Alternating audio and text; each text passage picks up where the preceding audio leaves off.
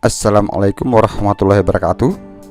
Salam sejahtera untuk kita semua. Salam sukses pula untuk kita semua. Selamat datang di channel Aumilah, konten pembelajaran fisika masa kini. Tontonlah tutorial ini sampai selesai agar tidak gagal paham. Bagi kalangan siswa, saya sarankan agar ditonton secara online saja, tidak perlu di-download, karena kalau terlalu banyak video yang di-download dari berbagai mata pelajaran akan menyebabkan memori HP cepat penuh. Oleh karena itu, sekali lagi saya sarankan cukup ditonton secara online saja. Pada kesempatan ini kita akan lanjutkan materi kita tentang hukum Pascal. Berisi teori konsep dan contoh soal, diperuntukkan bagi siswa SMA dan sederajat. Nah, bagaimana pembahasannya? Mari kita lihat bersama. Hukum Pascal diambil nama orang yang pertama kali melakukan eksperimen atau menyelidiki tentang hukum ini. Hukum Pascal menjelaskan keterkaitan antara tekanan yang disebabkan oleh zat cair di dalam fluida tertutup. Fluida tertutup ini ilustrasinya kurang lebih percobaannya Pascal itu seperti gambar yang ada di sisi kanan ini. Di mana di sini ada sebuah botol atau tabung yang berisi fluida atau air. Nah, di sini di sisi kiri kanannya dilubangi. Dalam beberapa buku ini ada banyak lubangnya, di sini saya hanya ilustrasikan 2 lubang. Ketika ditekan maka airnya akan keluar atau memanjat ke segala arah dengan sama kuat. Nah, dari seluruh rangkaian percobaannya ini Pascal disimpulkan bahwa tekanan ditimbulkan zat cair di dalam ruang tertutup diteruskan secara merata ke segala arah. Artinya tekanan di sisi kanan kiri ini sama, dengan catatan lubangnya juga sama besar. Nah, dalam kehidupan, penerapan hukum Pascal ini banyak sekali. Antara lain pada mesin hidrolik pengangkat mobil, kemudian ada dongkrak hidrolik, kurang lebih gambarnya seperti ini dongkrak hidrolik. Ada juga rem hidrolik, ini tidak ada gambarnya di sini, biasa di dalam kendaraan. Kemudian yang kalau di rumah-rumah itu biasa yang menggunakan tandon air. Itu juga contoh daripada penerapan hukum Pascal. Kalau mesin hidrolik ini biasa kita lihat di tempat pencucian mobil. Bagaimana prinsip kerja mesin hidrolik pengangkat mobil ini? Nah, prinsip kerjanya itu di sini ada silinder kecil, ini piston kecil. Di sebelah kanan ini ada piston besar. Ini piston itu ini dan piston itu. Silinder itu ini dan silinder besar itu ini. Jadi kalau saya katakan piston berarti yang saya maksud ini yang disebut dengan piston. Inilah yang disebut dengan pistonnya. Nah, prinsip kerjanya, udara dengan tekanan tinggi P1 masuk melalui silinder A. Ini silinder A ini. Ya, ditekan tinggi. Kalau kitalah yang tekan, manusia yang tekan. Udara ini dimampatkan dalam tabung dan diteruskan oleh minyak atau fluida ke silinder A2. Jadi ini dia masuk, dia tekan ini penghubungnya adalah fluida. Jadi warna merah jambu ini adalah fluida. Diteruskan oleh minyak atau fluida ke silinder A2. Pada silinder A2 ini dihasilkan tekanan yang besar, ini P2. Tuh. Sehingga menghasilkan pula gaya angkat yang besar sehingga mampu mengangkat beban mobil. Jadi pada ditekan di silinder kecil, mobil di silinder besar ini akan terangkat. Nah, kita lihat ilustrasi berikut dari prinsip. Ya, inilah contohnya.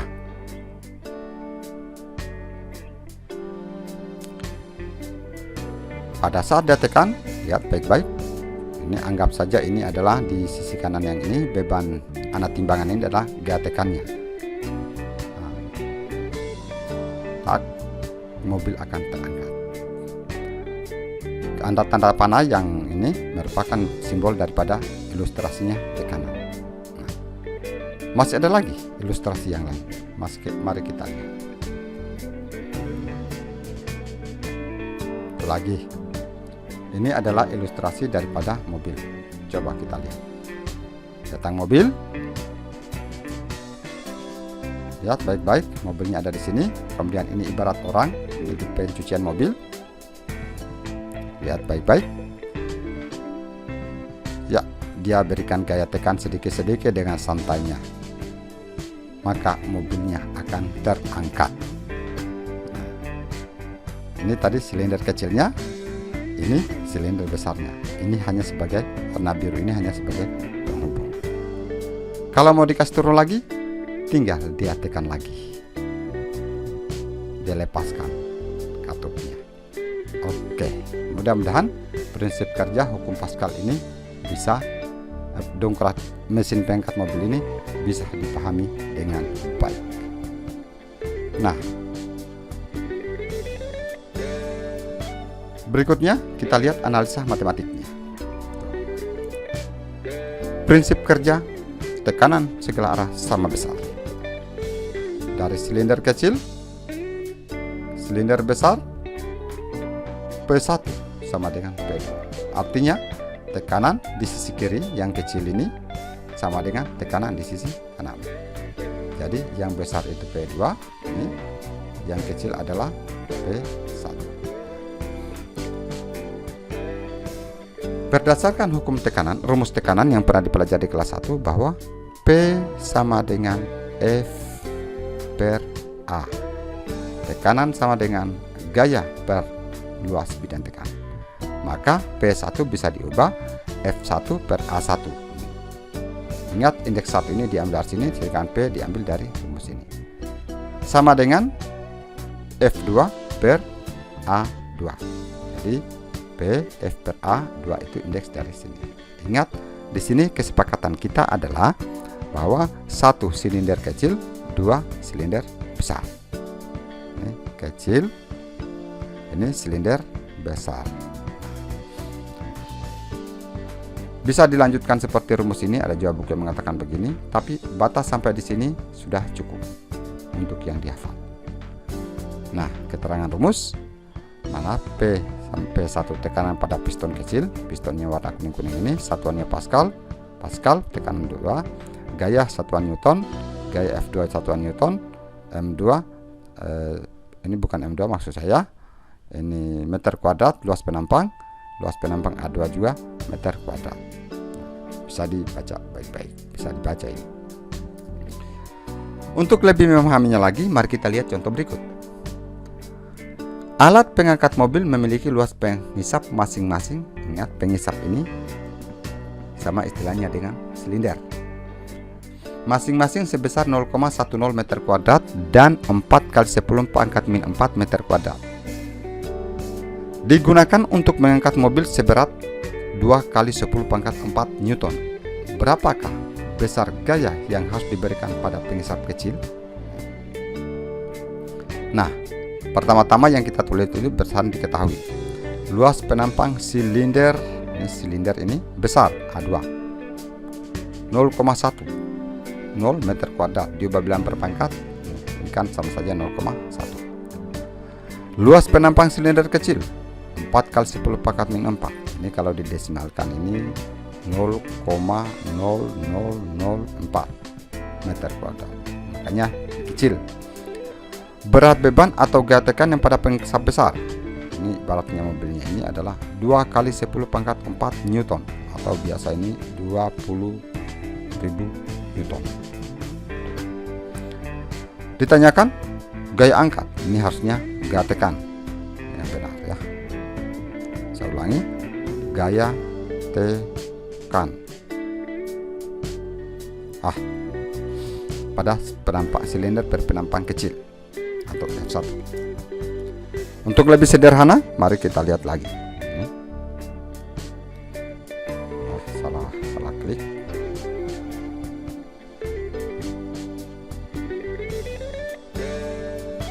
Kita lihat.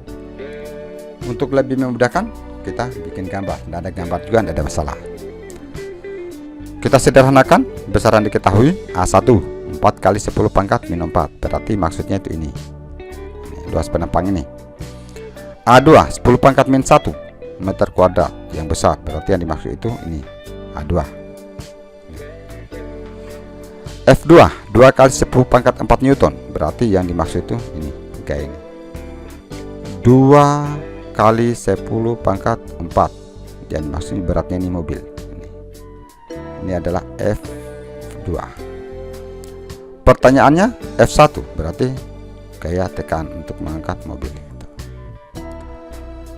Langsung kita pasang rumus hukum Pascal. F1 per A1 sama dengan F2 per A2. Bisa juga diawali P1 sama dengan P2. Bisa, tapi langsung di sini juga tidak ada masalah. Karena yang ditanyakan adalah F1, maka langsung kita lakukan perkalian silang. Ini F1 sama dengan F2 per A1 per A2. Ini bisa juga ditulis F1 sama dengan F2 per A2 dikali A1. Tapi di sini langsung saya sederhanakan begini supaya lebih sederhana. Langsung kita masukkan angka. Ini 2 kali 10 pangkat 4. Ini bukan 104, ini saya salah ketik. Ini 10 pangkat 4 gitu. Kali ini A1 nya 4 kali 10 pangkat min 4. Ini juga ini saya salah ketik. Harusnya min 4, begitu tulisannya. Per 10 pangkat min 1. Maka hasilnya adalah 80 Newton. Dari mana asalnya? Lihat uraian berikut. Yang di atas dulu ya. 2 kali 10 pangkat 4 dikali 4 kali 10 pangkat min 4. Nah, kita kumpul 2 kali 4 ini. Kali lagi 10 pangkat 4 kali 10 pangkat min 4. Kita ambil dulu ini 10 pangkat 4 ditambah min 4. Tuh. Maka 10 pangkat 0. Berarti kalau ini hasilnya 8 kali 10 pangkat 0. Semua bilangan berpangkat 0 hasilnya 1. Berarti ini sama dengan 8. Dari mana 80? Nah, di atas kan sudah 8 tadi. 8 per 10 pangkat min 1. Atau bisa diubah 8 kali 10 pangkat 1. Karena di bawah di atas jadi pembilang. Hasilnya 80. Jadi gaya tekan, bukan gaya angkat ini, yang harus diberikan pada pengisap kecil sebesar 80 Newton. Bisa dibayangkan, ditekan dengan gaya 80, hasilnya 20.000. Karena ini kalau diubah menjadi 20.000. Kalau belum dipahami, tonton ulang karena tadi saya uraikan. Nah, untuk lebih meningkatkan lagi pemahaman kita lihat lagi contoh berikut. Sebuah pompa hidrolik berbentuk silinder memiliki jari-jari 4 cm dan 20 cm. Jika pengisap kecil ditekan dengan gaya 200 Newton, berapa gaya yang dihasilkan pada pengisap besar? Seperti biasa, kita tulis besaran diketahui. R1 4 cm, R2 20 cm, F1 200 Newton. Berapa F2? Nah, langsung kita pasang hukum Pascal. Nah, kemudian kita modifikasi hukum Pascalnya. Kita lakukan perkalian silang seperti biasa saya jelaskan di awal tadi. Hasilnya seperti ini. Karena di dalam soal ini tidak ada besaran A atau luas penampang, tidak ada, maka kita kembali teringat. Dia katakan tadi bahwa dalam soal itu berbentuk silinder. Ya, kurang lebih penampangnya silinder itu kalau kita gambar ya kurang lebih lingkaran gitu. Ya. Dengan jari-jari R. Karena dia berbentuk lingkaran, maka rumusnya luas lingkaran itu adalah A sama dengan pi R kuadrat. Ingat ini pi R kuadrat.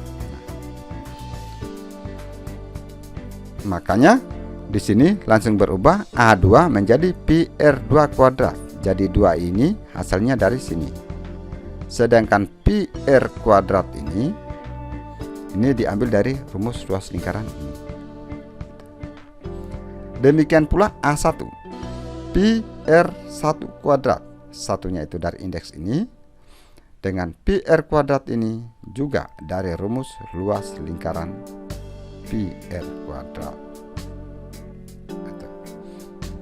Selanjutnya Pi dengan Pi saling menghilangkan karena dibagi hasilnya 1, maka yang tersisa adalah F2 sama dengan F1 kali R2 kuadrat per R1 kuadrat. Dari sini kita lihat bahwa sudah ada besaran-besaran itu dalam soal. F1 sudah ada di sini, R2 sudah ada di sini, R1 sudah ada di sini. Kita masukkan. F2 sama dengan 200 kali 20 kuadrat per 4 kuadrat. Maka hasilnya di sini 200 kali 400 per 16. Maka diperoleh hasil 5000 Newton. Ingat, cuma ditekan dengan gaya 200 Newton menghasilkan gaya angkat 5000 Newton. Begitu besar manfaatnya hukum Pascal ini. Nah, mudah-mudahan sampai di sini bisa dipahami. Dan kalau belum dipahami, dari contoh-contoh soal tadi bisa ditonton ulang secara berulang-ulang. Nah, demikianlah tutorial singkat ini, semoga bermanfaat. Jangan lupa bagikan link video ini kepada teman yang membutuhkannya di sosial media. Dan jangan lupa pula untuk bagi yang belum subscribe agar melakukan subscribe guna mendukung pengembangan channel ini. Sampai jumpa pada tutorial berikutnya. Lebih dan kurangnya mohon dimaafkan. Billahi taufiq wal hidayah. Assalamualaikum warahmatullahi wabarakatuh.